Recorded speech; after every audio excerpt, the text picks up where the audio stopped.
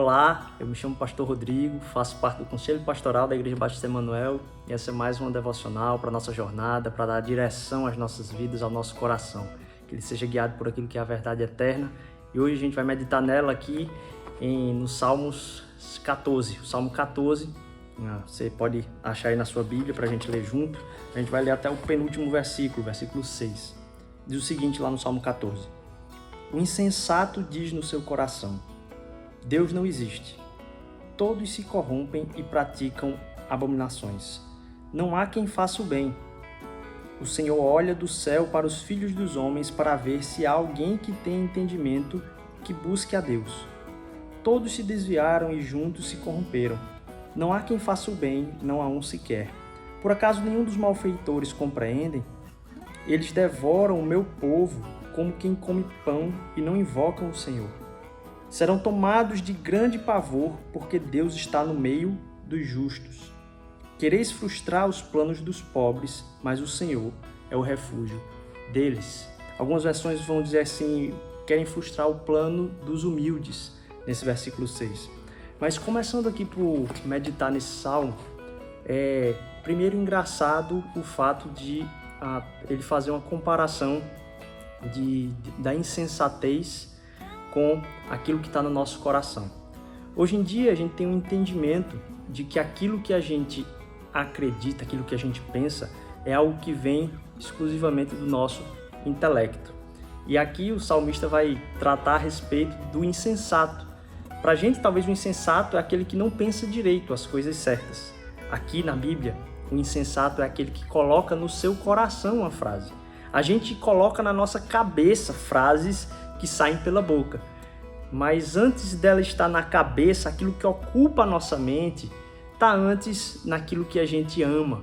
E aquele que é insensato, ele não diz, ele não pensa que não há Deus, mas o que acontece no coração dele é que grita: não há Deus. E como é que a gente pensa com o coração? É quando a gente coloca o nosso coração em lugares diferentes, porque a gente pode pensar, existe um Deus, mas gritar com o nosso coração: não há Deus. Porque as coisas que a gente ama, a gente tem medo, a gente tem angústia, como se não houvesse esse Deus. Aqui vai dizer que ele é o refúgio dos humildes, porque os humildes, eles não estão nem aí para aquilo que é uma vitória do ponto de vista coletivo, para aumentar o seu nome. A vitória para aumentar o nome dos humildes não é tão importante, porque eles encontram refúgio no Deus eterno, porque eles sabem que aquilo que eles colocam a esperança deles é algo que não tem como ser tirado. Então, primeiro, os insensatos dizem no seu coração: não há Deus. Mas aqueles que entendem que Deus existe também fazem isso reverberar no seu coração. As paixões e com aquilo que a gente se envolve tem eco no nosso coração, em como a gente diz que pensa a respeito de Deus. Em segundo lugar aqui, além de trazer isso para o coração, a gente tem que trazer isso para uma percepção do que está acontecendo à nossa volta. Porque aqui há uma crise declarada assim, de que não há ninguém bom no mundo sequer, não tem ninguém que faça o bem. Na terra não há ninguém que possa fazer o bem. Então, primeiro, o salmista vai dizer: não, aquilo que você está gritando com o seu coração, não há Deus, não é sobre Deus não existir. É sobre você não perceber Deus sendo revelado na vida das pessoas, porque não há ninguém que faça o bem. E aí o salmista passa por um terceiro ponto em tratar a existência de Deus no meio do seu povo.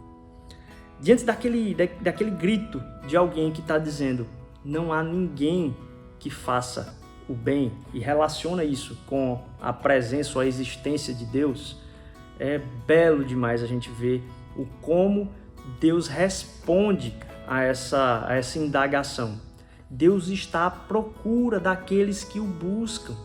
Então, a presença de Deus na vida daqueles que o buscam é que vai fazer com que o que está ao redor seja mudado. Se há de um lado um grito dizendo: olha, não tem ninguém que faça o bem, isso é alguém falando sem perceber que se buscasse a Deus, naquele mesmo instante haveria alguém apto a fazer o bem.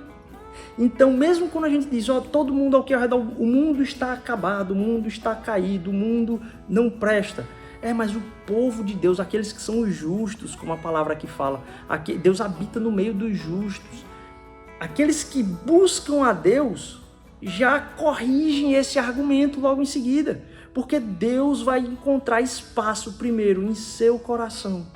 E não importa o que esteja ao redor, no meio dessa bagunça e caos todo de pessoas que não fazem o bem, se tiver uma pessoa que busque a Deus, haverá bem, mesmo no meio do caos.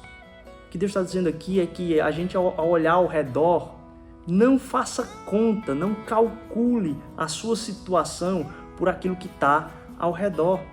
Porque a conta deve ser feita na medida que a gente abre o nosso coração à ação de Deus e por isso o ambiente ao redor é transformado pela nossa abertura, pela nossa justiça derramada pelo Pai das luzes na nossa vida e também no nosso meio.